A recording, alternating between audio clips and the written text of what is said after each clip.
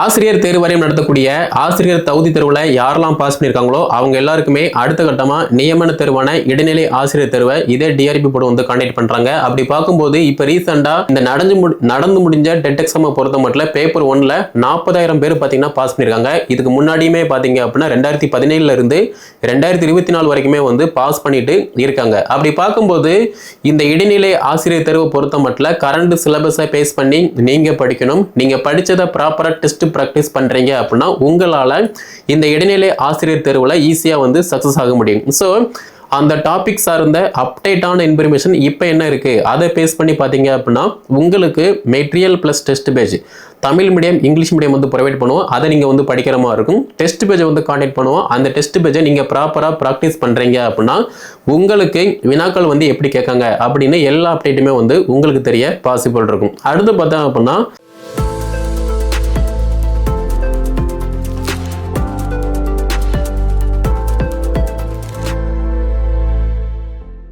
ஆசிரியர் தேர்வு வாரியம் நடத்தக்கூடிய ஆசிரியர் தகுதி தேர்வுல யாரெல்லாம் பாஸ் பண்ணியிருக்காங்களோ அவங்க எல்லாருக்குமே அடுத்த கட்டமா நியமன தேர்வான இடைநிலை ஆசிரியர் தேர்வை இதே டிஆர்பி போர்டு வந்து கண்டக்ட் பண்றாங்க. அப்படி பார்க்கும்போது இப்ப ரீசெண்டா டெட் எக்ஸாம் வந்து நடந்து முடிச்சு. அந்த டெட் எக்ஸாமுக்கு யாரெல்லாம் ஜஸ்ட் அட்டெம்ப்ட் கொடுத்தாங்களோ அவங்க எல்லாருமே டெட் பேப்பர் 1 பேப்பர் 2ல வந்து எலிஜிபிள் ஆயிட்டாங்க. ஸோ நீங்க டெட் பேப்பர் 1 எலிஜிபிள் ஆயிட்டீங்க. அடுத்த கட்டமா வரக்கூடிய செகண்டரி கிரெடிட் டீச்சர் எக்ஸாமுக்கு வந்து ப்ரிப்பரேஷன் பண்றீங்க அப்படின்னா இப்போ இருந்தே படிக்க ஸ்டார்ட் பண்ணுங்க. ஏன்னா இந்த நடந்து முடிஞ்ச டெட் எக்ஸாமை பொறுத்த மட்டும் பேப்பர் 1ல 40,000 பேர் பார்த்தீங்கன்னா பாஸ் பண்ணியிருக்காங்க. இதுக்கு முன்னாடியுமே பார்த்தீங்க அப்படின்னா 2017 இருந்து 2024 வரைக்குமே வந்து பாஸ் பண்ணிட்டு இருக்காங்க. அப்படி பார்க்கும்போது இந்த இடைநிலை ஆசிரியர் தேர்வை பொறுத்த மட்டும் கரண்ட் சிலபஸை பேஸ் பண்ணி நீங்க படிக்கணும். நீங்க படிச்சதை ப்ராப்பரா டெஸ்ட் பிராக்டிஸ் பண்றீங்க அப்படின்னா உங்களால இந்த இடைநிலை ஆசிரியர் தேர்வுல ஈஸியா வந்து சக்சஸ் ஆக முடியும். ஸோ சிலபஸை பொறுத்த மட்டும் நமக்கு Tamil, English, maths, science, social science, சுற்றுச்சூழல் கல்வி இந்த மாதிரி 5 பாடம் இருக்கு. இந்த 5 பாடத்துல உள்ள மிக முக்கியமான தலைப்புகளை 6ஆம் வகுப்புல இருந்து 12th வரைக்குள்ள ஸ்கூல் புக்கை நீங்க படிக்கீங்க, ப்ராப்பரா டெஸ்ட் பிராக்டிஸ் பண்றீங்க அப்படின்னா முதன்மை தாளில் 150க்கு 110, 90, 95, 115 மார்க் எடுத்து அடுத்த கட்டமா சிவி, அடுத்த கட்டமா அப்பாயின்மெண்ட் ஆர்டர் வாங்கிட்டு ஒரு அரசு பள்ளியில் இடைநிலை ஆசிரியராக வந்து பணியில் அமர முடியும். அதே மாதிரி நமக்கு போட்டி அதிகமாக இருக்கும்போது பார்த்தீங்க அப்படின்னா வினாத்தாள் கடினம் வந்து அதிகமாக இருக்கும். அப்படி பார்க்கும்போது நீங்கள் சிலபஸை பேஸ் பண்ணி படிக்கும் போதும் ப்ராப்பராக டெஸ்ட் ப்ராக்டிஸ் பண்ணும்போது மட்டும்தான் எவ்வளவு டஃப்பாக கொஸ்டின் இருந்தாலுமே ஈஸியாக அந்த வினாத்தாளை வந்து எளிய முறையில் வந்து அணுக முடியும். அதே மாதிரி எக்ஸாமில் நல்ல மார்க் வந்து ஸ்கோர் பண்ண முடியும். ஸோ நம்ம அகாடமி சார்பாக எப்படி கைடன்ஸ் இருக்கும் அப்படின்னா ஃபஸ்ட்டு சிலபஸை பேஸ் பண்ணி கொடுப்போம்.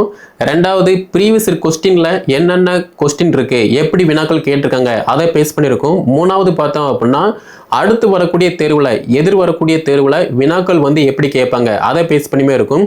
நாலாவதா பார்த்தோம் அப்படின்னா கரண்ட் சிலபஸை பேஸ் பண்ணி சிலபஸ்ல ஒரு டாபிக் இருக்கு அப்படின்னா அந்த டாபிக் சார்ந்த அப்டேட்டான இன்ஃபர்மேஷன் இப்போ என்ன இருக்கு அதை பேஸ் பண்ணி பார்த்தீங்க அப்படின்னா உங்களுக்கு material plus test page Tamil medium English medium வந்து ப்ரொவைட் பண்ணுவோம். அதை நீங்கள் வந்து படிக்கிற மாதிரி இருக்கும். டெஸ்ட் பேஜை வந்து கான்டாக்ட் பண்ணுவோம். அந்த டெஸ்ட் பேஜை நீங்கள் ப்ராப்பராக ப்ராக்டிஸ் பண்ணுறீங்க அப்படின்னா உங்களுக்கு வினாக்கள் வந்து எப்படி கேட்காங்க அப்படின்னு எல்லா அப்டேட்டுமே வந்து உங்களுக்கு தெரிய பாசிபிள் இருக்கும். அடுத்து பார்த்தா அப்படின்னா வரக்கூடிய தேர்வில் இந்த தேர்வை பொறுத்த மட்டும் தகுதி தேர்வு வந்து மஸ்ட் இம்பார்ட்டன்ஸ். ஏன்னா தகுதி தேர்வில் நீங்கள் எலிஜிபிளாக இருந்தால் மட்டும்தான் உங்களுடைய மெயின் பேப்பர் வந்து வேலிடேஷன் பண்ணப்படும். அப்படி பார்க்கும்போது தகுதி தேர்வு முதன்மை தாள் இந்த ரெண்டுக்குமே பார்த்தீங்க அப்படின்னா கைடன்ஸ் இருக்கும், டெஸ்ட் பேஜுமே இருக்கும்.